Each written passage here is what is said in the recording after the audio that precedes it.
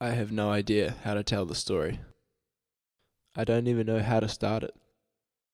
But I guess to understand how this happened, I need to tell you about my grandfather, Charles Smith. Charlie grew up in Fiji, and life was hard. His dad was pretty hands-off when it came to parenting. Well, actually, at age 15, he and his brothers were left to fend for themselves. There were times when they had no money and a loaf of bread was all they had for food.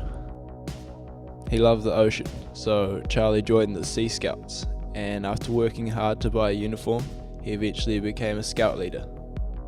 He also had a passion for boats and dreamt of establishing a career as a marine engineer because he loved working with his hands, a goal that he achieved at age 20.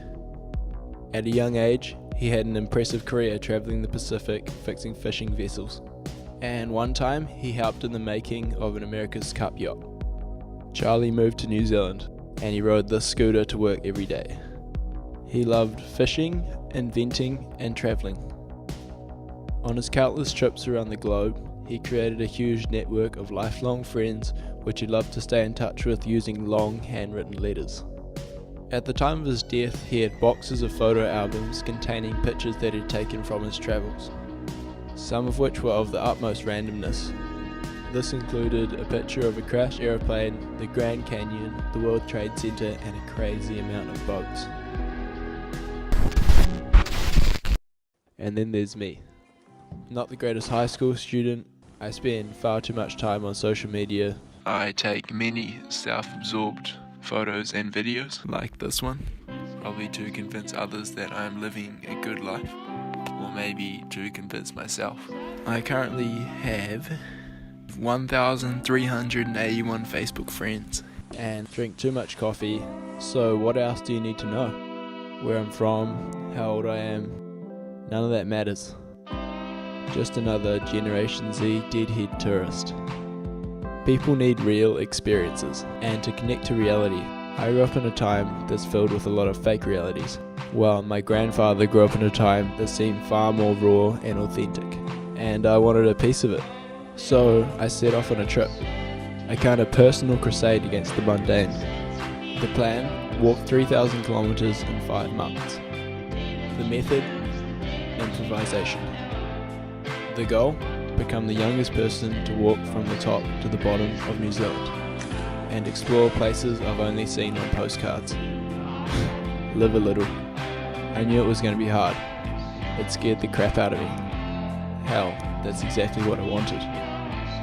I took what I could carry, and my backpack had everything I needed to survive. This included a pocket knife, raincoat, spoon, picture of mountain, camera, socks, The Great Gatsby, and all the other essentials. And as for travelling alone, fuck it. That's the way it has to be. I'd meet new people on the road anyway. I was in search of real experiences, and those moments that make you forget to look at your phone. This is what I found.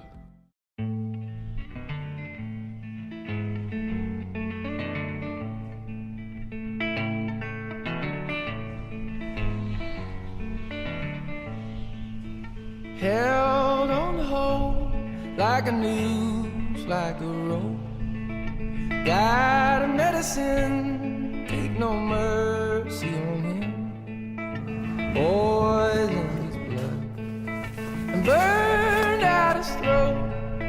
Enough is enough, he's a long way from home.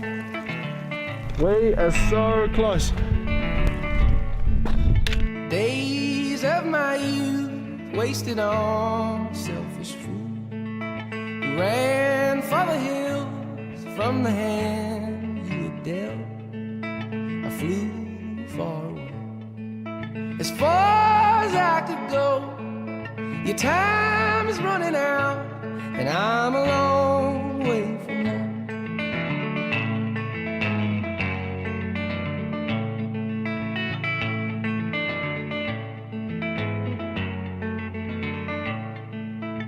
Laid up in bed, you laid up in bed. Just smile. Holding the pain like you're holding It's hard to smile. your breath. Why? You're in such a cool place. You could sleep like a stone. You're right next to me, but you're alone. It's weird having people question your motivations, questioning your sanity.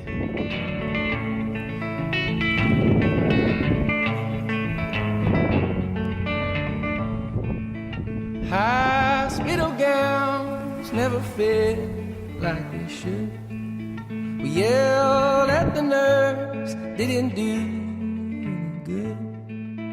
More morphine. The last words you moaned. At last I was sure that you weren't far away from home. But maybe it wasn't till after I finished the trip that I began to look through more photos of my grandfather. And I realized that for him, he couldn't really care less about big elaborate adventures.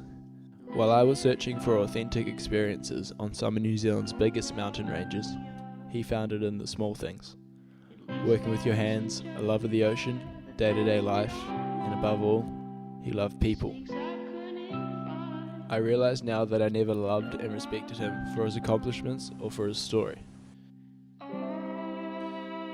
It's what he gave to others that made him the man that he was. He gave to everyone that was around him. And that's what made his life so real and so authentic. And as for me, I still believe in big adventures, although now I know that it's not that important. There are other ways of finding authenticity. Looking back at what I got out of the trip, it was the real times of sharing moments with friends and fellow hikers that I remember and I value.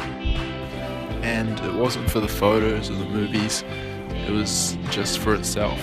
Although there is a movie and photos, but yeah. Whether it be the mutual feeling of discomfort, or the taste of drinking a beer out of a disgusting shoe at the end of the hike, or sharing a crazy view, it's the kind of relationships I would have never formed over a thread of messages.